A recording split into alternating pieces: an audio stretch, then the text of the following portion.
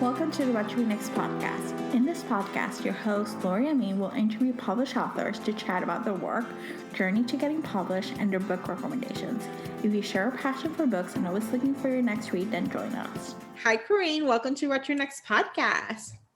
Hi, thank you so much for having me again. So happy to have you here. So tell us a little bit about yourself. What you've been up to since we last spoke. It's been a year or more. I know. I feel like it's been forever. And, obviously with the pandemic and all of the things that have going on, it's such a weird year. So it's like, what's been going on? I'm like, I don't know. I'm home with my kids all the time.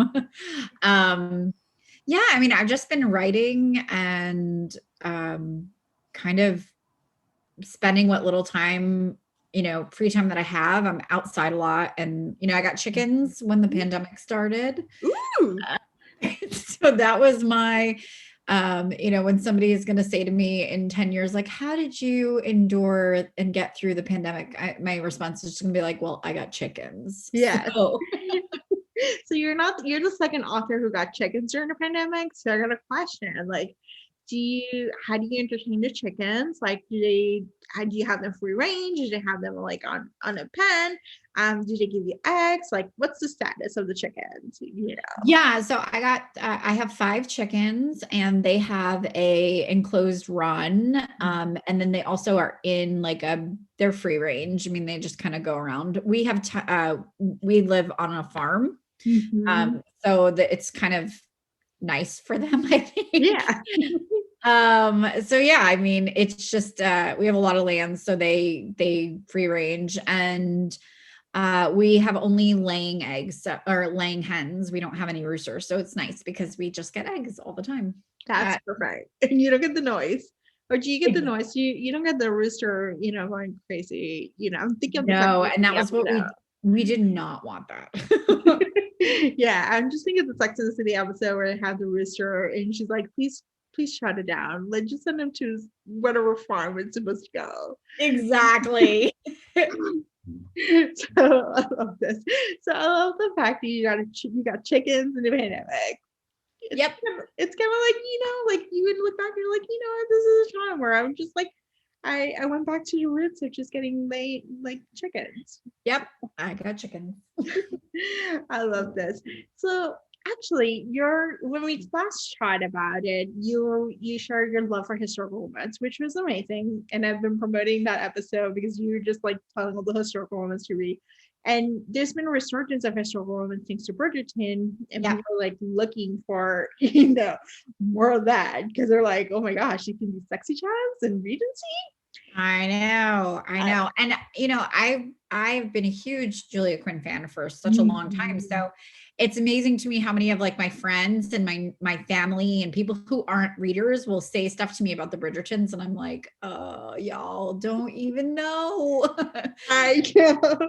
So let's chat about like, what are some of like recommendations? Like, what are some of the things that like will you share someone who just watched Bridgerton is like, okay, I'm obsessed with it, now I just need to read books. Like, yes, the scripts are available. You can read the next 8 seasons on on the books. But what other books can you recommend to other authors? I mean, I always say, like, I have go-to authors who are, if you told me you've never read historical romance, I always say, like, I have obviously Julia Quinn, but then I always say Sarah McLean, Tessa Dare, and Lisa Kleypas. They're always my go-tos. I reread those books a lot because they're just so brilliant and so wonderful. Tessa Dare got a little bit more humor and wit in hers. I think, Sarah McLean, she's one of my unicorns. I have yet to read a book from her that I don't like. Same with Tessa Dare too. And Lisa Kleypas, I mean, she's just fantastic too.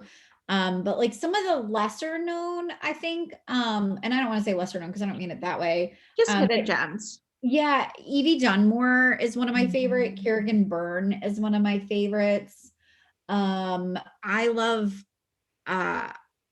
I don't know. I mean, I could go on and on. If I opened up my Kobo, it would be embarrassing how many books I own. So I don't know. I'm huge. like those are my staples though. Those are who, like, if you've just read those and you want something that's going to have that same really amazing quality and richness and the storylines, those are my go-tos. I love this. And so what is your favorite historical? Regency, Victorian, like what time do you Yeah, love the most? Regency. Well, so I love Regency. If I'm going to read England and historical in that sense, I love Regency. But my favorite of anything is Highlanders. I mean, I read, like, Maya Banks's Highlanders are my favorite. I'm trying to think, like, I read a lot of Highlander books. Heather McCollum I like. Mm-hmm. Trying to think, like, who else. Oh, I'm Julie Garwood. Her The Bride is one of my like top 5 books of all times ever. So yeah, I mean, I have a lot of I love the Highlander books too. So that's my go-to. If I could just stay in Scotland, I would be a happy girl. I love this. Yeah, I'm not a huge Scottish fan. Like, for some reason, like, I didn't like Outlander, so I think in like Scotland is like, it's interesting, but it's not like my go-to. But I read some good Scottish books lately, so I'm like, maybe I should start looking at Highlanders now, It's Alison MacLean. Okay. And I really like her. She has the Sons of Gregor MacLeod. And I really like that series. This. Okay. I love this. Yeah. I read The Madness of Lord Ian Mackenzie. Yes. That whole series, I started reading it. It's so good. So yeah, good. I love those books. Yeah. So I started reading some Scottish books. I'm like, oh, it's not that bad. I get turned off by the accent when they start writing like the accent. I'm like, I don't know how I feel about this. Oh my God. And that's where I'm like, yes, give me it. Call me last. Yes, it's so good. So I love this. So tell us, like, one question I've been asking my guests, and just basically just kind of like interesting to, Noisy, is what's something that sparks joy for you? Like, whether it's writing, reading, or something else, like has nothing to do, but it just, whenever you do it, the time flows by and just feels good. And just like, that you would do it, like, if you get paid or you don't get paid, you still will do it. For me, it's definitely reading. I mean, I love to read. I think, most writers started off as voracious readers. We love the written word. We love to read. And I know so many authors who no longer read because they just don't have the time because they're writing so much. And I read every single night. And that's how I go to sleep. I read every night, and on the weekends I'll sit down with a book. And even though I've probably read it 4 or 5 times, I'll read it again because I just like to read, and I like to allow my mind to breathe from telling a story to enjoying a story. And I always think back on, I think Stephen King has a quote about reading, and it's very true. Writers should read, and I think that we learn about language and those kind of things. So I like to read. I love to just sit down, and I love audiobooks. So even if I'm not reading, I'll put an audiobook in and just clean the house, or go work outside, on whatever we're doing, whatever project is happening on where we live. So that gives me joy. And then I feel like that feeds my soul. Yes, I agree completely. I feel like reading for me is like an escape, but it also just gets me like it brings me so much joy. Just like whenever I find a book and I'm getting lost in a story, it just brings me like, I don't know, it just takes me somewhere else. It allows me to learn, but also daydream and to imagine a different world, Exactly. Where everything, and I think that's one of the best things about romance, specifically, is that, we always know that in the end we're going to be okay. And there's also this really amazing theme that all goes through, is that like love can allow us to be it can save you, right? Like love, love can move mountains. It can fix things. And I don't know. I think that is probably, why I love romance so much. Yes. Oh, so good. So what has been the process of writing during the pandemic? Has it been any easier, harder, or just basically just it hasn't changed much for you? It's kind of bizarre. So when the pandemic first started and we all went into shutdown, it was really hard for me to write.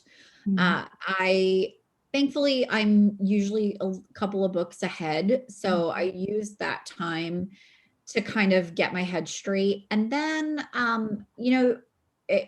back in October, I was really having a hard time writing. Like we had been through all of it. It was like Christmas was coming, my birthday was coming, all these things are coming, and I was feeling very down and unable to sit and write for more than an hour before I just was like, screw it, I don't want to do this anymore. And I started taking this course on like productivity. I did a lot of self-care courses, or not self-care, but I tried to take advantage of not doing signings and using that time to do some craft stuff. And so I took this course, and it was recommending like how to be more productive.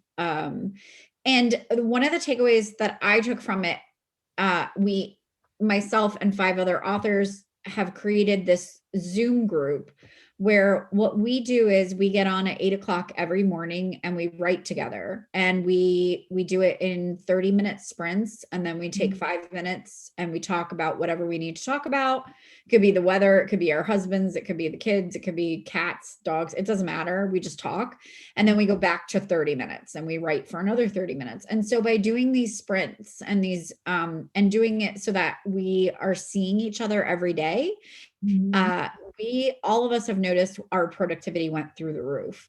So writing for me became, we learned a lot. I learned a lot about what I need to do to be productive.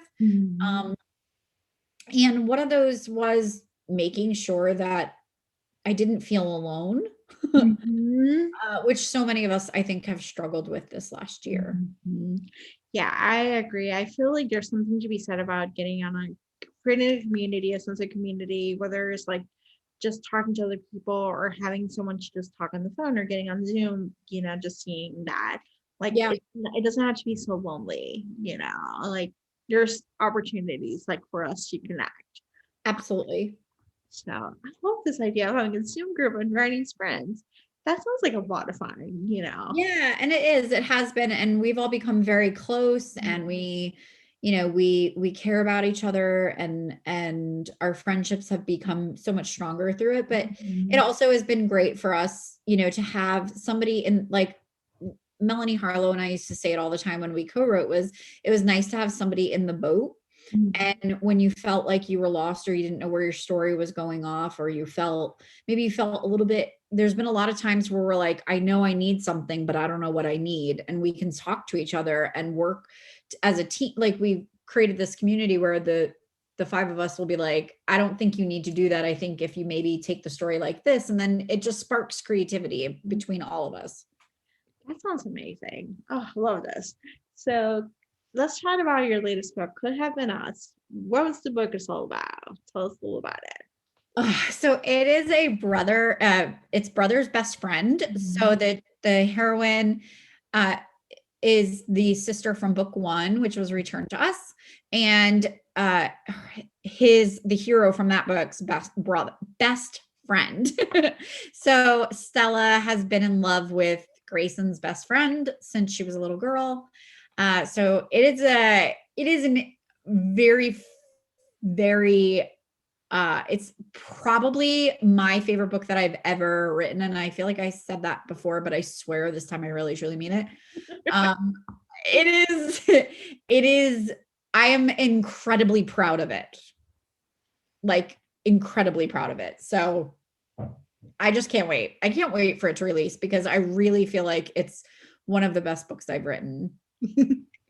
I love this. So what is your brand is somewhat small town romance, So talk to us about like, finding that storyline, finding that niche, that we now come to expect from you. Like, was it something you plan ahead, or this is something you just evolve as you kept writing more books? I think it's kind of a mix of both. I mean, I definitely plan a little bit. Like I'll say, okay, I'm moving out of this small town and into a new one. And what do I want this one to be like? I think small towns, I live in a small town, so I do think that that's part of why I love it so much. I love that when we go to my son's football games, we know all the parents and all the football moms know each other, and we know all of the kids on the team and we cheer for them. There's something about that kind of little small life.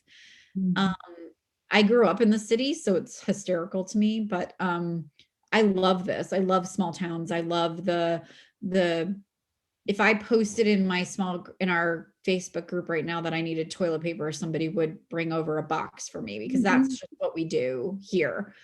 And so I like that. I like that feeling that everybody knows everybody. And yeah, there's bad parts to that, which I like to enjoy writing about, like the fact that, your neighbor sees you going in and out of somebody's house, or, there's those kind of fun little things I get to do with small towns.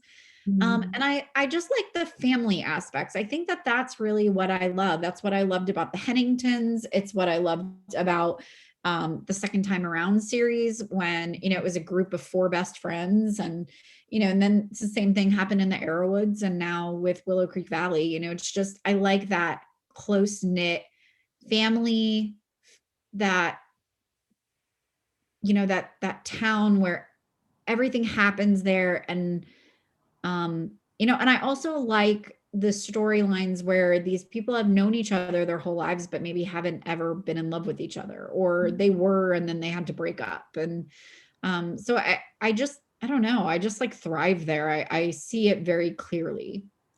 Love this. Yeah, I love that I know what to expect from my books, and it just gives you a sense of comfort and feeling like, oh, it's just like, oh, it's so nice. As someone who has lived in cities for about 20 years, like, it's just kind of like, it's nice to think of like the grass is greener on the other side, like, yeah, small town romance, so yeah, like, it's just like, oh, like, that could be a possibility, so yeah. And I love that you say that too. Like, you just know what to expect. Like, that's what I hope. I hope that when somebody opens a book, they know what they're going to get. I want them to feel comfortable. And there's that's how I feel when I start a book. Like, I know that they're going to go through some stuff, but in the end, it'll work out. It'll be okay. Yeah, you're going to take it to a ringer, but then it's going to be fine. Exactly. It's a romance. Exactly. I love this. So what are you working next? So I'm still in the Willow Creek Valley series for the next couple of months. But after Could Have Been Us is a little bit of a deviation. There will be a standalone that's going to release in June. And I haven't really talked anything about it, but it's called You Loved Me Once. And it is more on the women's fiction side. So it's a little bit of a deviation from what I typically do, but it is still your quintessential Corinne Michaels book. But this is a total standalone. It's not tied to anything else. The cover is absolutely stunning. And I cannot wait for the cover reveal. It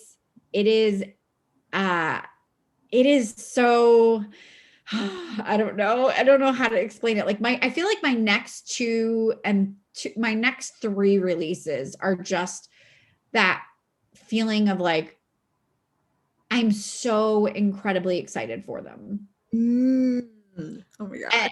And it's so weird because it doesn't typically happen that way for me. There's usually like one where I'm like, I love this book, but it's not, it was difficult for me to write, or it was a weird time in my life, or, something that like made that book just feel a little bit less something.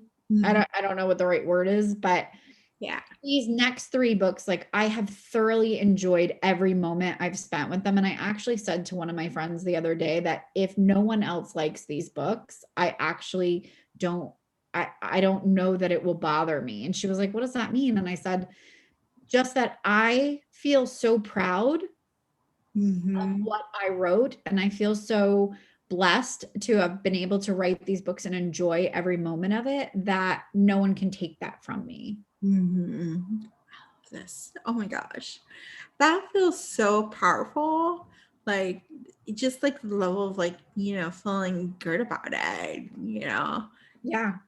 That's so amazing. Oh, thank you for sharing. So what is your favorite romance trope to read and to write? I mean, I don't know, because I read historical. I feel like I don't know. I don't even know what the historical tropes are. I mean, I guess I don't know. To read, I like Highlanders mostly, and I like Regency. So as long as I'm in those time periods, I don't know that I have a trope that I love one more than. Well, I will say I love enemies to lovers to read. Mhm. And I think Sarah McLean has two of my absolute favorite enemies to lovers books. So I do love those. And enemies to lovers work so well in historical, because Mhm. their hands were forced to marry so many times. Yes. And then they hated each other, and it didn't matter. They were forced into this marriage. So I think that works really well. To write, I really, really, really love Friends to Lovers to Ooh. write. Yeah, or Second Chance. They're probably tied, but Friends to like three of my absolute favorite books that I've ever written are Friends to Lovers. Mm. So I find that really like weird, because I don't think that Friends to Lovers is what people like say. Like, I don't want to say they say me when they think of, like, most of the time when people talk about me, they'll be like, oh, you're the second chance. You write Second Chance so well. And so I always think like, oh, Second Chance. But I really love Friends to Lovers. Like, I love The One for Me is one of my favorite books that I wrote. And same with That Could Have, book is so great. Sorry. yeah, like Could Have So Been Us is a Friends to Lovers. So I loved writing that one. And then if I look at like Say You Want Me was Friends to Lovers, and I loved writing that one. So I like Friends to Lovers to write, but my readers always say Second Chance. So I don't know. I love it. I like your Friends to Lovers. Those books that you mentioned are so good. So it's so funny to me though, because most people don't think that, right? Like I always hear like, oh, you're like the queen of second chance. And I'm like, really? Okay. All right. So let's see. So let's talk some book recommendations. What has been a book you read this past year you can't stop gushing about? I don't know. See, it's so hard for me because I don't read contemporary typically. You can do Um, historical. It does not have to be. so if I had to say a contemporary, I would say that I really, really loved um uh I like the Bellamy Creek series from Melanie Harlow. I always read Mel's books. And I love Serena Bowen. Yeah. She's one of my absolute favorite contemporary authors. Those are really the only two contemporaries that I read on a regular basis, or have read at all this year or last year. In terms of uh like historical, one of my favorite books that I read this year was Daring and the Duke by Sarah McLean. Mm-hmm. And I love Tessa Dare's the Duchess the Duchess game, the Duchess The deal, Duchess, yeah. like that series. It's like the Yep. Duchess deal, the Governess game, and The Wallflower Wager. yeah, those have been the three that I've really loved. But I really, really did love The Daring and the Duke. It probably sits in like my top 5 reads of all time. Oh, that's so good. So tell us where you can find you online. Where you could find me? Yeah. I'm on all the platforms as of right now. So I'm on Amazon, Apple, Kobo, Nook, Google Play. And then of course you can always find me on my website, which will link you anywhere you need to go.